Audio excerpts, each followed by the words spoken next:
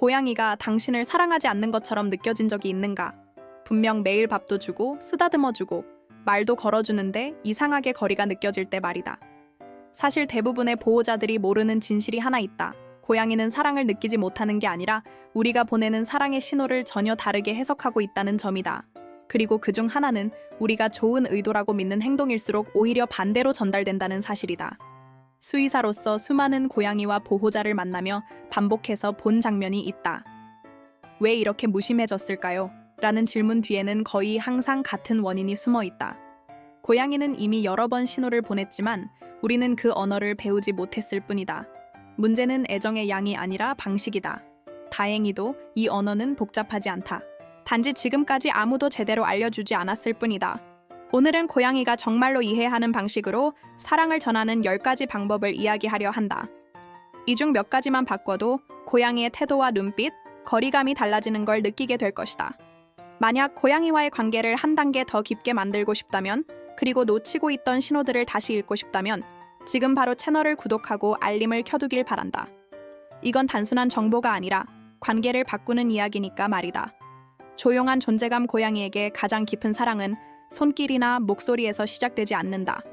의외로 아무것도 하지 않는 순간에서 시작된다. 같은 공간에 조용히 존재하는 것, 그 자체가 고양이에게는 강력한 메시지다. 수의사로서 자주 보는 장면이 있다. 보호자가 억지로 다가가지 않을수록 고양이는 슬쩍 다가와 옆에 앉는다. 아이러니하지만 그게 바로 고양이식 신뢰다. 예를 들어 고양이가 소파 반대편에서 자고 있을 때 굳이 부르지 않아도 된다. 그저 책을 읽거나 조용히 스마트폰을 보거나 커피 한 잔을 마시며 같은 공간에 머물러 보자. 한국에서 많이 읽는 에세이인 나는 고양이로소이다. 나 잔잔한 소설 한 권을 펼쳐도 좋다. 이런 일상적인 평온함이 고양이에게는 이 사람은 안전하다 라는 신호로 전달된다. 진료실에서 보호자들에게 항상 강조하는 말이 있다. 고양이는 관심을 요구당하면 물러나고 선택권을 주면 다가온다. 아무 말 없이 옆에 앉아있는 보호자를 향해 꼬리를 살짝 흔들거나 하품을 하며 몸을 느리는 행동은 신뢰의 표현이다. 이때 괜히 손을 뻗지 말고 그 순간을 그냥 흘려보내는 게 포인트다. 그 여유가 관계를 바꾼다. 이런 조용한 존재감이 쌓이면 고양이는 점점 보호자의 방향 안으로 들어온다. 처음엔 같은 방, 그 다음엔 같은 소파, 그리고 어느 순간엔 다리 옆까지. 이 흐름을 이해하면 자연스럽게 어디에서 잠을 자느냐라는 다음 신호가 눈에 들어오기 시작한다. 고양이는 말하지 않지만 위치로 모든 걸 설명하니까 말이다.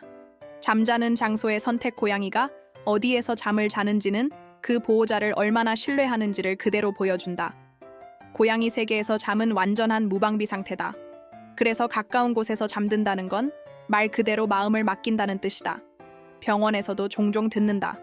예전엔 멀리서 자더니 요즘은 침대 끝에서 자요. 이 변화 하나만으로도 관계의 깊이는 이미 증명된다.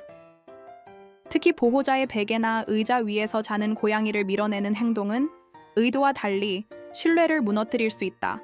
물론 불편할 수 있다. 그렇다면 쫓아내는 대신 살짝 다른 쿠션을 옆에 두는 식으로 선택지를 주는 게 좋다. 고양이는 강요가 아닌 제한을 기억한다. 이 작은 차이가 감정의 안전지대를 만든다. 많은 고양이들은 일정한 단계를 거친다. 처음엔 방 구석, 그 다음엔 같은 방, 그 다음엔 침대 근처, 마지막엔 몸이 닿는 거리. 이 과정은 몇 주가 될 수도, 몇 달이 될 수도 있다. 중요한 건 속도가 아니라 흐름이다.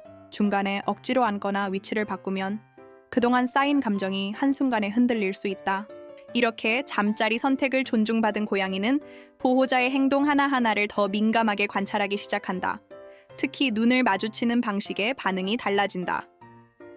다음으로 이야기할 시선의 예절은 이 신뢰를 유지하느냐 무너뜨리느냐를 가르는 중요한 포인트다. 시선의 예절, 많은 보호자들이 사랑의 표현이라고 믿는 행동 중 하나가 바로 눈을 바라보는 것이다. 하지만 고양이에게 직접적인 응시는 전혀 다른 의미로 전달된다. 고양이 사회에서 오래 응시하는 것은 도전이거나 위협에 가깝다. 그래서 수의사 입장에서 보면 가만히 보기만 했는데 도망가요 라는 말이 절대 우연이 아니다. 고양이에게 편안한 시선이란 힘을 뺀 눈이다. 잠깐 바라보고 천천히 눈을 깜빡인 뒤 자연스럽게 시선을 거두는 것. 이 행동은 난 너에게 해를 끼칠 생각이 없어 라는 신호다. 실제로 진료실에서 긴장한 고양이에게 이 방식을 쓰면 몸의 긴장이 눈에 띄게 풀리는 경우가 많다. 아주 미묘하지만 효과는 확실하다. 집에서도 충분히 연습할 수 있다. 고양이가 소파 위에 앉아 있을 때 말을 걸지 말고 조용히 바라보다가 천천히 눈을 감았다 떠보자. 바로 반응이 없을 수도 있다. 괜찮다. 며칠 몇 번 반복하다 보면 고양이가 같은 방식으로 눈을 깜빡이거나 몸을 돌리지 않고 그대로 머무는 순간이 온다. 그게 바로 신뢰가 작동하는 순간이다.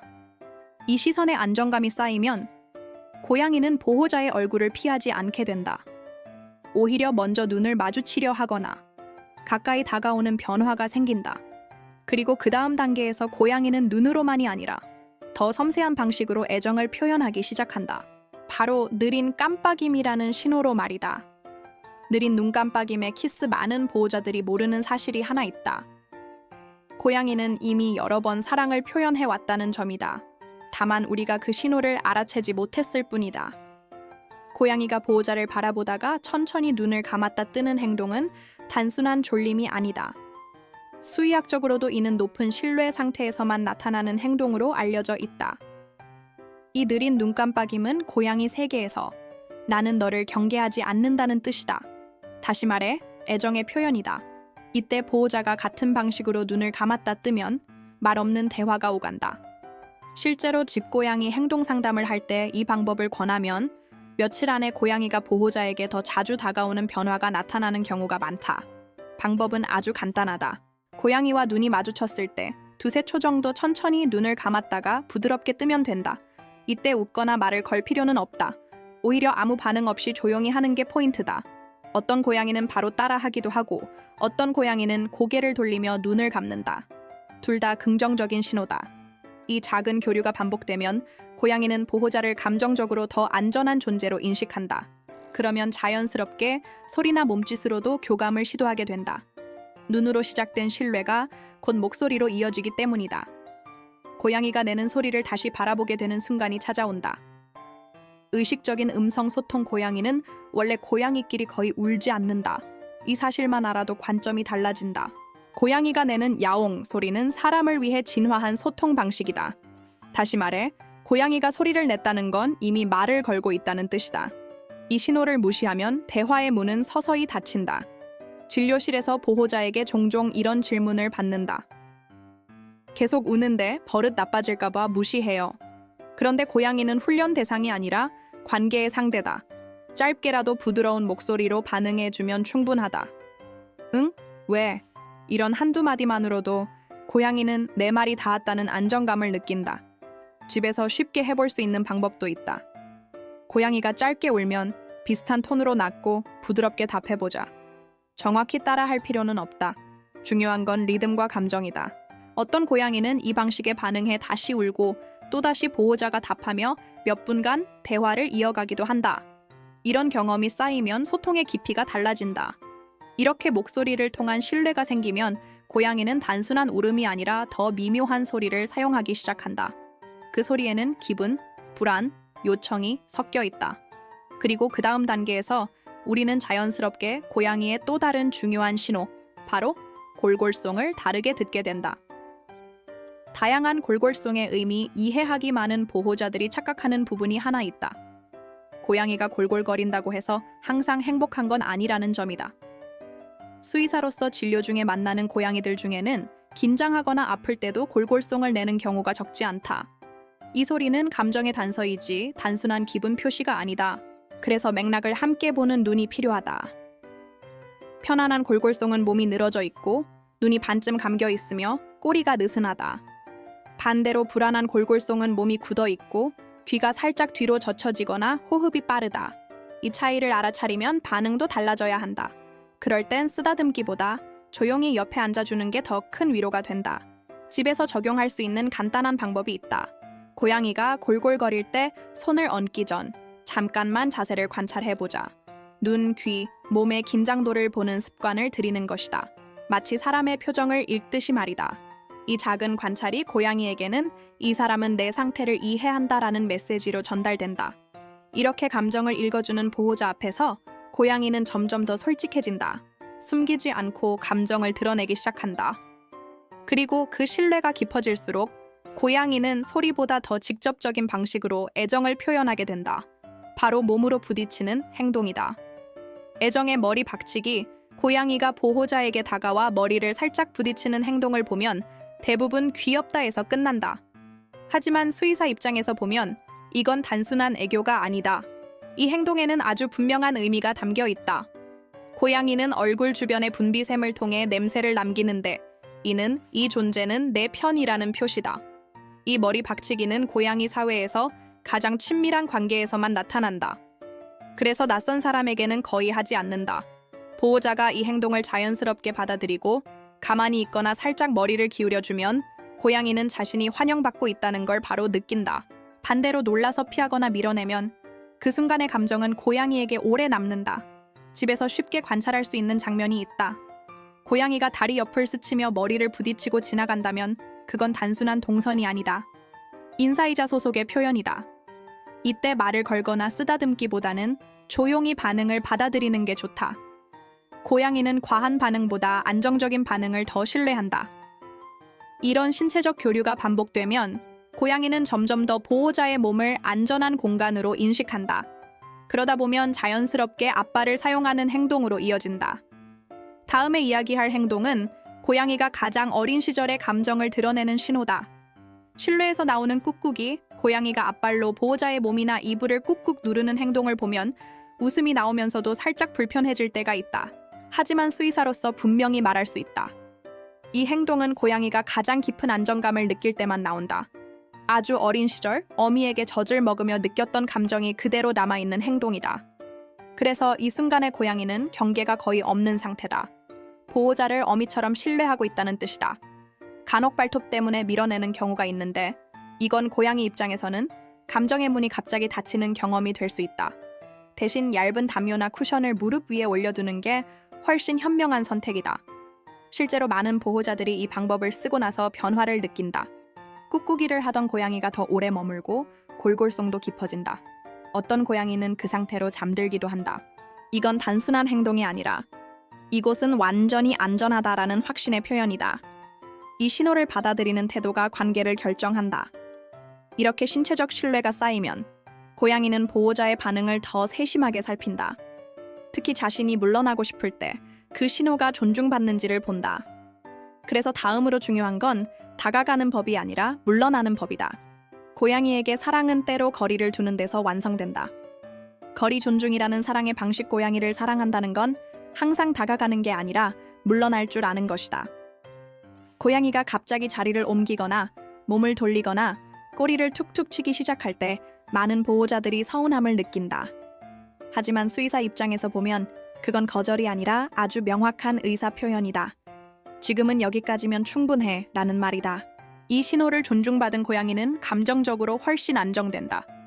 억지로 앉지 않고 붙잡지 않고 이름을 계속 부르지 않는 것만으로도 고양이는 보호자를 예측 가능한 존재로 인식한다. 예측 가능성은 고양이에게 안정 그 자체다. 이 안정이 쌓이면 아이러니하게도 고양이가 먼저 다가오는 빈도가 눈에 띄게 늘어난다. 집에서 바로 실천할 수 있는 예가 있다. 고양이가 옆에 앉아 있다가 일어나면 따라가지 말고 그대로 두자. 몇 분 후 다시 돌아오는 경우가 생각보다 많다.